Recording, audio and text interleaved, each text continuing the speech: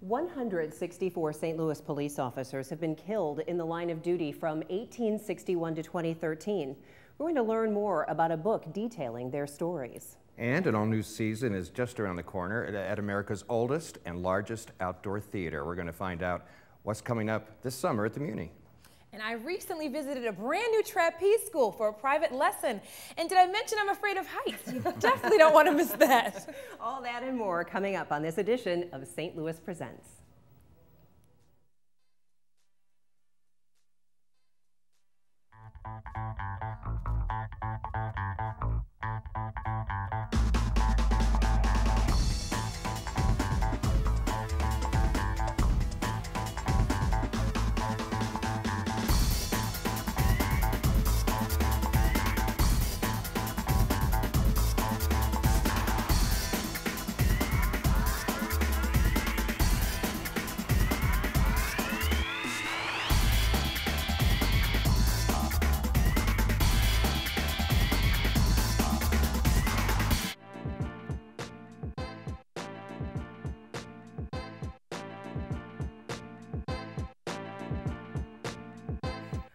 Welcome to another edition of St. Louis Presents. I'm Debbie Monterey along with Steve Potter, and there is so much going on in town. Of course, we're hearing more about some of our entertainment options for this summer.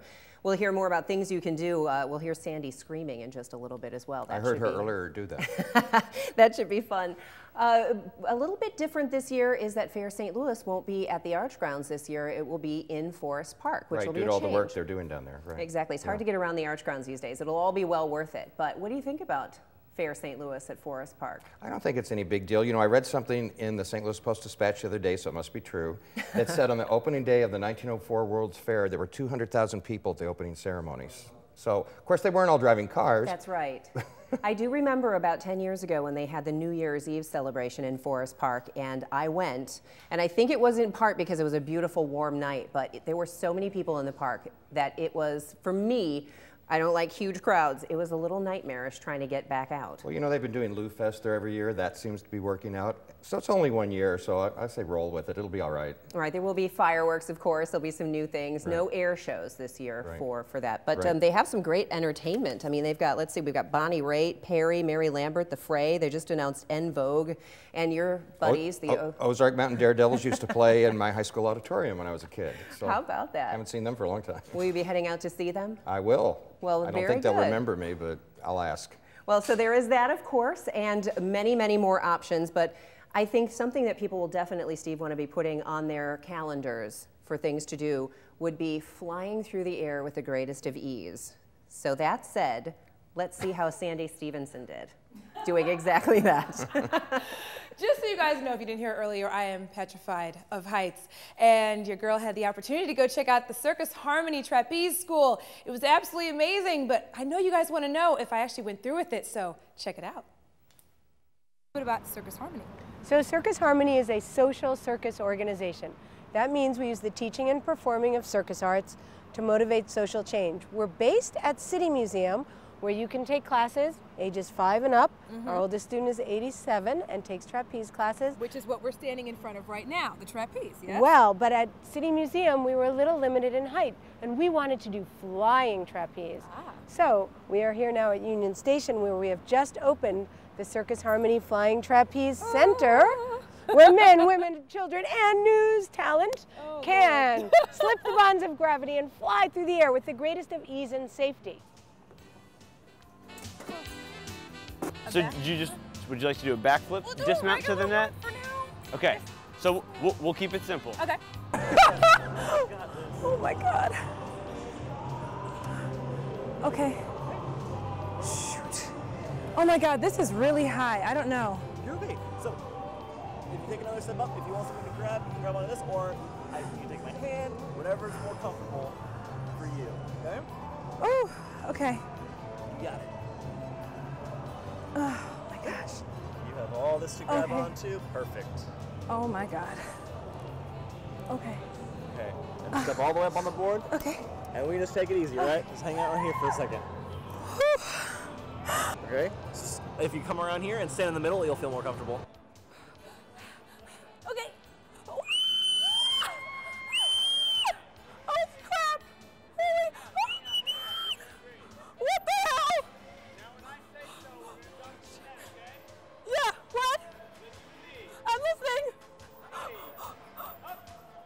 Oh, wait, I got it.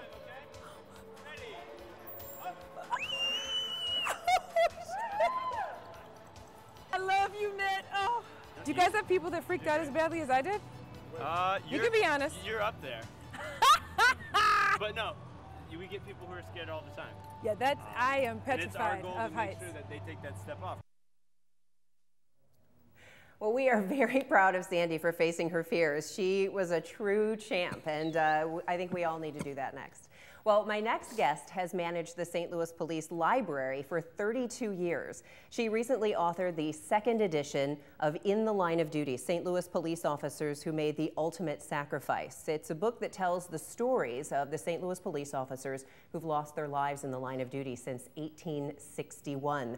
Barbara Mixachek, thanks for being with us today. Thank you for having me. Now this is the book, and it's a beautiful book. And when people hear about how many officers have fallen in the line of duty in St. Louis, it's a big number.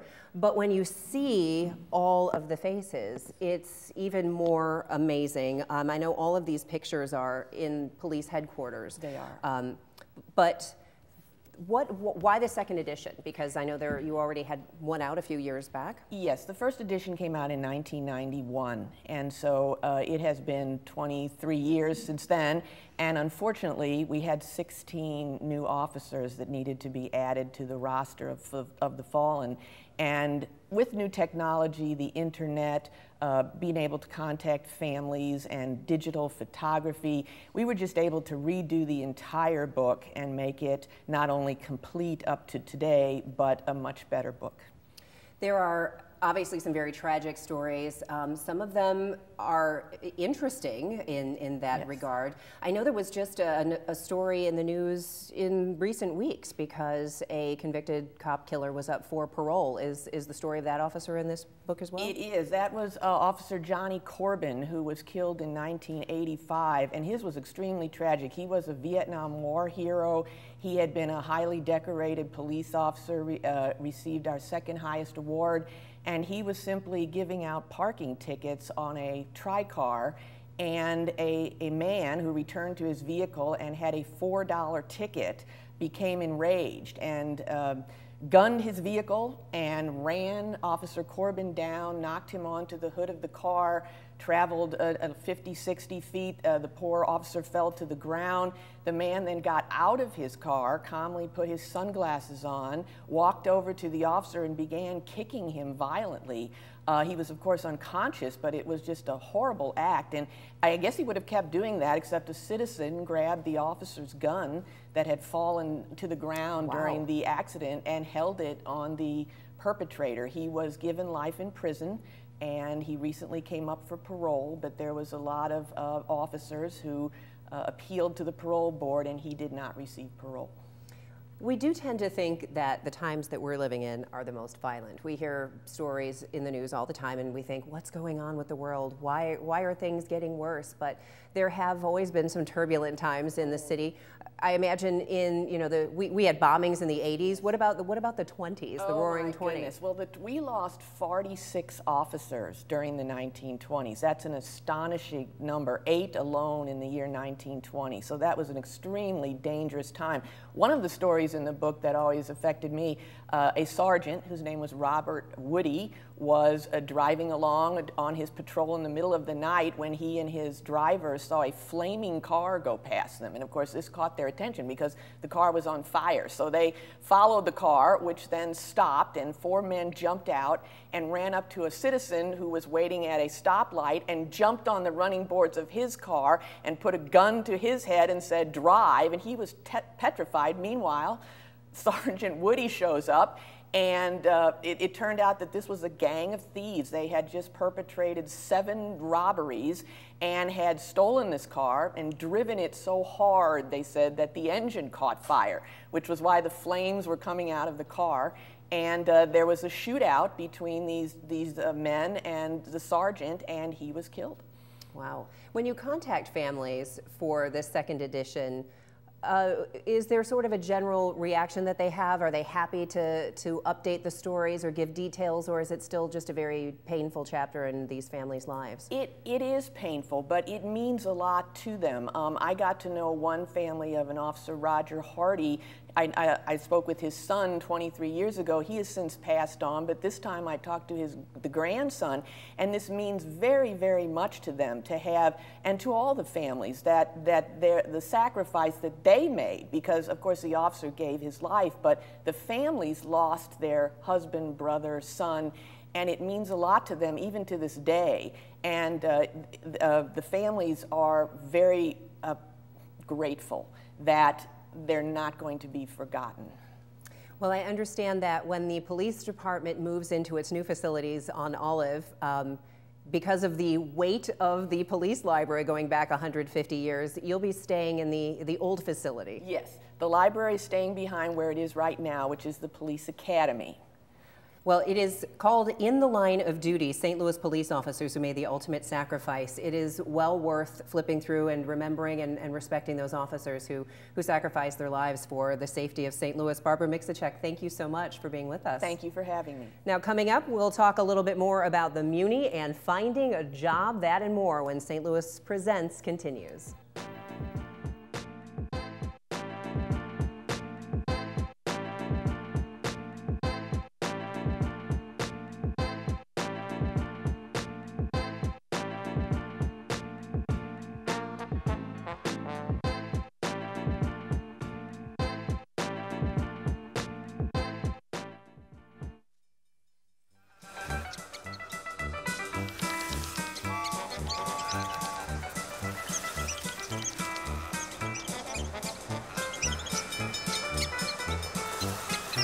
Kids will spend 15 minutes watching online videos like this one.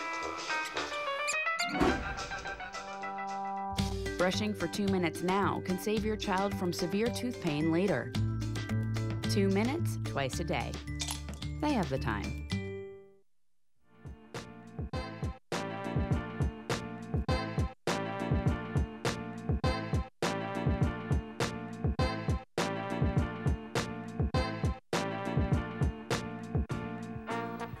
And welcome back to St. Louis Presents. The 2014 season of the Muny is right around the corner, and we're excited to have the president of the Muny, Denny Reagan, with us today for a sneak peek at what's coming up. Hi, Denny, how are you? Hey, Steve. Hey, Sandy, how are you? Good, how are you doing? Fantastic. You know what? How I kind of judge spring every year in St. Louis? I think daffodils, tulips, then the Muny, and they come in that order. I love that. That's a great thing. You know, Yeah. when the jingle starts, right? Meet me at the Muny in Forest. There It you kind of go. gives you a clue. You could use that.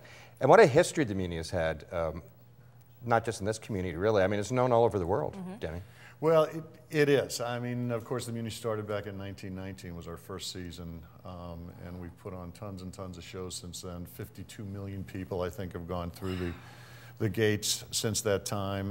We still have our free seats in the back. There's a lot of great traditions there. A lot of families have enjoyed it for generations, actually. I think we're working on 5 generations at this point. And from a national perspective, we're fairly well known. We get a lot of great performers from around the country. I mean, when you take a look at some of the alumnus of our alumni, I guess you'd say, of the Muny, it includes Debbie Reynolds and Carol Channing and Pearl Bailey and Cab Calloway. I mean, It's it everybody. just goes on and That's on. amazing. Archie Leach, otherwise known as Cary Grant, I was just going to say that. started at the Muny. So that's, we've got a great tradition going.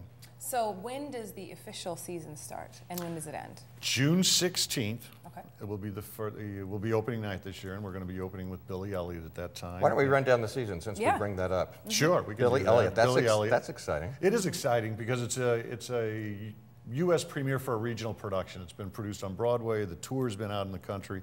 But as far as a regional theater producing, this will be the first time that that's done. Of course, it's great music by Elton John. So that'll be June 16th through the 22nd. Then we're going to come in with Tarzan. That's great music by Phil Collins. So you've got these contemporary composers that are putting these together.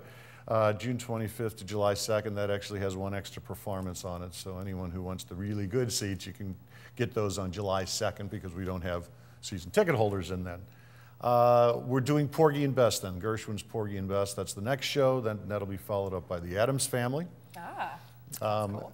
You probably, at least Steve, I'm sure you remember, because I do, the wonderful TV show. Sandy, not so sure. Thanks for you pointing, do, but, Denny, thank you for, remember. just wanted to date you a little bit thank you there, for pointing Steve. out my age. Not I a appreciate problem. that. we're young, we're both very young. Same age. Seussical, everyone knows.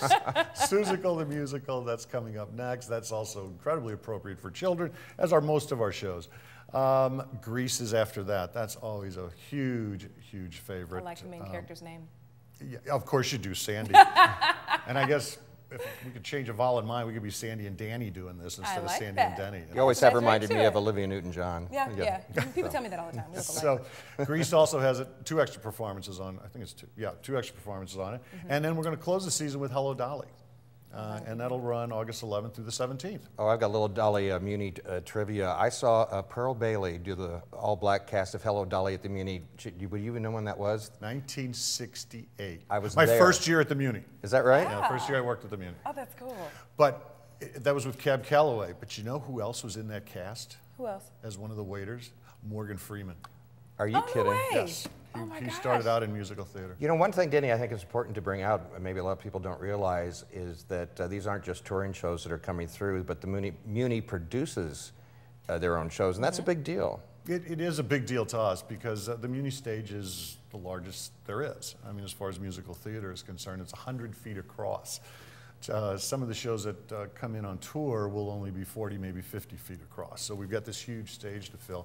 And what we do is we get a script and a score, and then what we have to do is audition everybody. We hire directors, choreographers, have to do the complete casting of them, hire designers, both scenic, video now, costume designers, create all those production elements, and then rehearse the show and put it on. And the good thing about doing that is we can do it for the Muny because it is so large. So that when we did Music Man, for example, there were 178-piece marching band that Harold Hill commanded at the end of the performance. So when we did Miss Saigon, there was a real helicopter that was involved. South Pacific, we had a B-25 flyover during the overture, which was pretty meaningful, especially for anyone who served in World War II. You know, Sande here is pretty talented. So she might want to try to get her stuff out on the Muny stage, and that's the neat thing. There are opportunities for local actors. People like, how do you go about doing well-known people like in the community, like Jonelle Joplin's been on a million times, other local actors, and then people in the chorus too. So there are opportunities for people. Absolutely. We hold the auditions every February, typically, but you can certainly check our website as that time approaches to take a look. And is it a lengthy process? I actually have a background in theater, so I did opera, if you can believe it. You heard my note. I did hear your note earlier. The crystal was my Mariah Carey octave. The crystal was wavering. You know, we thought it was going to blow. But I did opera and a lot of theater. So if I was someone coming in wanting to know the process of auditioning, what would that process be like? Is it really strenuous? Is it a long process? I wouldn't say it's strenuous necessarily, but I mean you do have to be able to sing and dance, and it's kind of triple threadish type thing that you need, and it's amazing how many talented people are out there. But the process is you come in and you would do 16 bars of a song if you were auditioning for a singer, but then we would also ask you to move, as they call it, see how well you can dance. Well, I went to your website just the other day, and don't you also take video auditions too? We do take out video.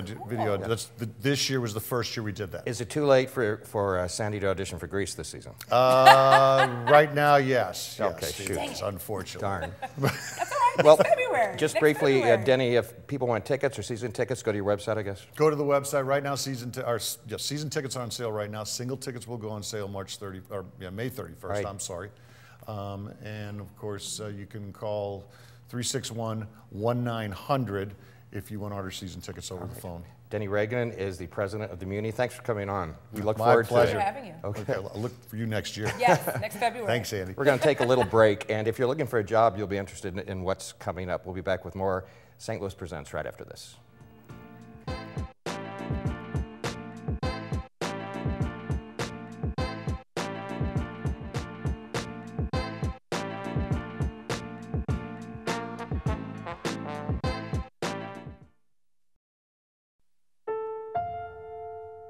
The odds of this daughter of a clergyman spending 11 weeks at #1 on the U.S. singles charts? 1 in 19 million. The odds of going on to win 6 Grammy Awards? 1 in 1.4 million.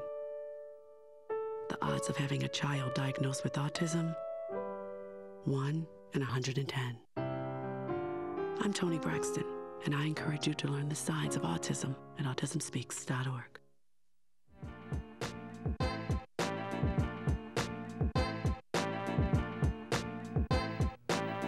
Welcome back. Well, as the Executive Director of Slate, our next guest has been dubbed by many as the jobs man here in St. Louis. From a list of hot jobs to training and placement services, Michael Holmes and Slate are an invaluable resource for job seekers in St. Louis. Michael, thanks for being with us today. Thank you for having me. And Slate stands for? St. Louis Agency for Training and Employment. All right. We are the public workforce department for the city of St. Louis. Now, I noticed that you have hot jobs for veterans. We're hearing a lot about veterans coming back from Iraq or Afghanistan or wherever they may have been, and they're having a difficult time finding jobs, especially in this economy where others are as well. But you have some programs especially for veterans? Yes, we are targeting veterans who've come out of the war within the last year. Now, we serve veterans of any war, as far back as the Vietnam War. But we have a special program for individuals that are coming out of the Afghanistan war or the Iraq war within the year for them and their families. We have what we call the OJT program, which is a on-the-job training, where if they find a job, we'll work with them and the company. We will reimburse the company up to 50% of those wages for that military person or a military person's family, well, that's meaning good their to know. wife. Yeah, a lot of companies have been hesitant to hire people who don't have exactly the training necessary because they don't want to do that training. So not only will they be getting a veteran who has that great military experience and that discipline, but also they can get some money back for the training needed. And this is our way to, to thank the veteran for the time. I mean, we're safe in America because of them. They've given their time and their talent to make us safe here. So this is one way for businesses. And we also have a Show Me Heroes program where businesses can go on to our website, sign up for Show Me Heroes saying, I am interested in hiring a veteran. And if they hire a veteran before that veteran starts and they want to see if that veteran qualifies for our OJT program, definitely they can contact Slate and we can work with them. You know, it's interesting because often when people hear of a job placement place, especially one that may be in the city or the county, they'll think, oh, well, they just have a bunch of maybe fast food jobs. I don't need that. But I'm just looking at, just the list of the hot jobs, just the first four here. Programmer, analyst, animal care and control officer, water utility worker, airfield maintenance. I mean, it's a pretty wide variety of positions out there. We have a variety of jobs, and you're right. People used to think of Slate 20 years ago as only the youth. We only employ youth. We have scientists. We have generals who have retired from military and now they're looking for employment. We have a lot of scientists that we are putting to work because they too were laid off. We have bankers that were downside. So we have automobile workers. We have manufacturing people. So the variety of what's out there for us. We have lawyers who've lost their job. People are like, lawyers? Well, we had companies, law firms that laid off lawyers. So they're looking for employment. So the variety of jobs is based on the individual. We have over 800 jobs opening a day that they can go in our system and look. They have to register. They can go to jobs.mo.gov, register, and it will tell them what they need to do to look at those job offerings that we have open daily. And those jobs are not just in St. Louis. They could be in Jefferson City. People post their jobs from all over because our system, anyone can go in it to a degree. Now, I'd mentioned earlier that a lot of companies aren't doing training anymore. Would you agree that the training aspect?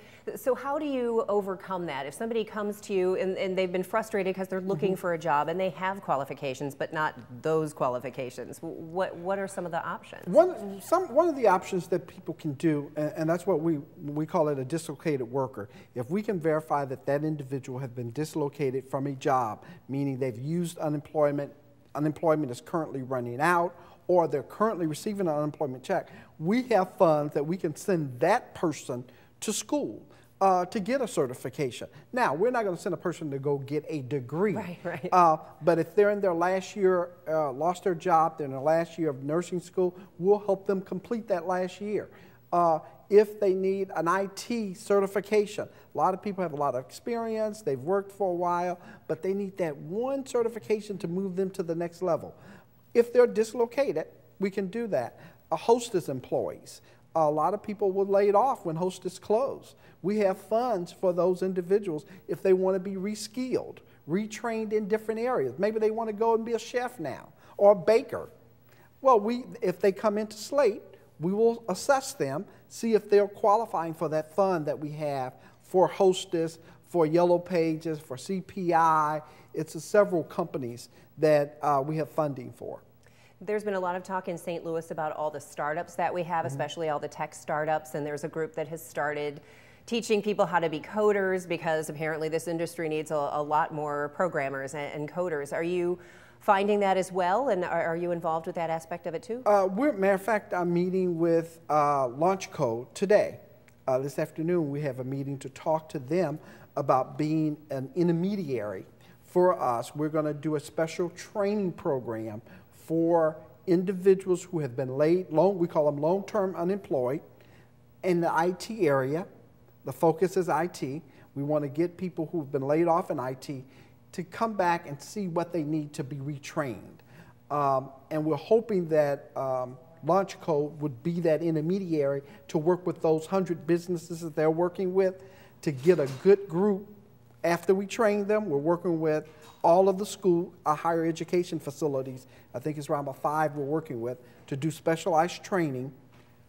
Launch Code will work with the business to get them placed, and we're hoping that will be a successful program. So we are in dialogue with Launch Code to see how can we work with them, but we're going to do this regardless. They're going to be one part of it. We're working with St. Louis Partnership, RCGA, SLDC, to really work with businesses in the IT area to see what their needs are. Sounds fantastic. I know we went through a bit of a rough spot with jobs. Things are on the upswing again, and it's good to know that there are jobs out there. He is the jobs man. And speaking of jobs, here's a guy who's really good at his job. Our very own Steve Potter has some news headlines for us. Thanks, Debbie. I appreciate that. You know, earlier, Denny Reagan from the Muny was pointing out my age. So I guess it's appropriate that I let you know that May is Older Americans Month, and seniors are invited to celebrate at Southside Senior Citizens Center's 34th annual Bringing It Together Music Fest, Friday, May 23rd at the Muny Opera Pavilion in Forest Park. Now, the event will feature information for seniors, dancing, food, and a lot more.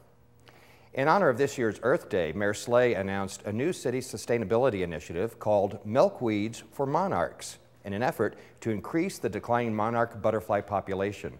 Mayor Slay has committed the city to plant 50 monarch gardens. He's also challenging the community to plant an additional 200 monarch gardens to commemorate the city's 250th birthday. And the popular outdoor concert series Twilight Tuesdays is back at the Missouri History Museum. Bring your blankets and lawn chairs and relax under a beautiful Forest Park sunset as you listen to great music. This free event takes place on Tuesday evenings at 6 p.m. throughout the month of May. And back to that monarch story, you guys, I was thinking, I'm sort of a little bit worried about when they have the July 4th event and all the fireworks in Forest Park that's going to scare the monarch butterflies. So I thought maybe we could do a segment on that next week or something. Of scared butterflies? Yes, yeah. follow up on that. Frightened fireflies. I think it's a great idea. I mean, who doesn't love to see monarch butterflies flitting around? Yeah. It's a beautiful thing, right? I don't want them too close to me, though. I don't like bugs at all. Like, at all. Doesn't like heights, doesn't like... We could do a whole show on things Sandy pretty much could do that. Like. Sandy, you were talking about performing at the Muny. You can't be afraid of bugs and perform on an outdoor stage. Hence why I probably didn't do it.